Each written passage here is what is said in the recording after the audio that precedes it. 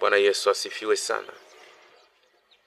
Biblia inatuambia heri wenye moyo safi, maana wao watamuona Mungu. Na kama mtu asipokuwa na moyo safi, setadire hana haja wala nia wala amri wala sheria wala haki ya kumuona Mungu. Na ndiyo maana Biblia inasema katika kitabu cha Mathayo sura 7 mstari wa 21, si kila mtu aitaye Bwana Bwana ndiye atakayeingia katika ufalme wa mbinguni, bali ni wale wanaotenda mapenzi ya Mungu. Usipotenda mapenzi ya Mungu hauwezi kumuona Mungu, kwa sababu moyo wako utakuwa sio safi.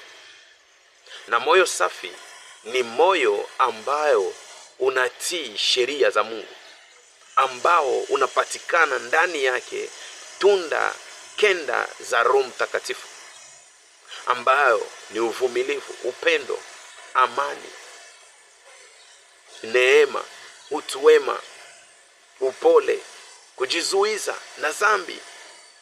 Kuna mambo mengi ambao lazima uyashike, ambayo yanapatikana katika kitabu cha Wagalatia sura yake ya 5 na mstari wake wa 22. Usipotii hizi sheria, elewa ya kuwa kuona ufalme wa mbinguni kwako ni nguvu. Moyo wako kuwa safi ni nguvu. Hii ndio maana Yesu Kristo alitembelea mti ambao ulikuwa umejaa majani ya kupendeza, akifikiria atapata male hapo matunda, lakini alipofika akakutana mti hauna matunda. Na hii mti inafananishwa na mtu, akaulaani. Kwa sababu gani? Alikosa matunda. Yesu iko na haja kwako ya matunda za Roho Mtakatifu zinazopatikana ndani ya moyo wako. Kuishi mtu usiokuwa na makelele na watu, kuwa mtu wa kutenda mema, kuwa mtu anayejizuiza na dhambi. Akikuta hivi vitu havina ndani ya moyo wako, kukubariki ni kugumu, na kutenda makubwa kwako ni vigumu, na wewe kuona ufalme wa mbinguni kwako ni vigumu.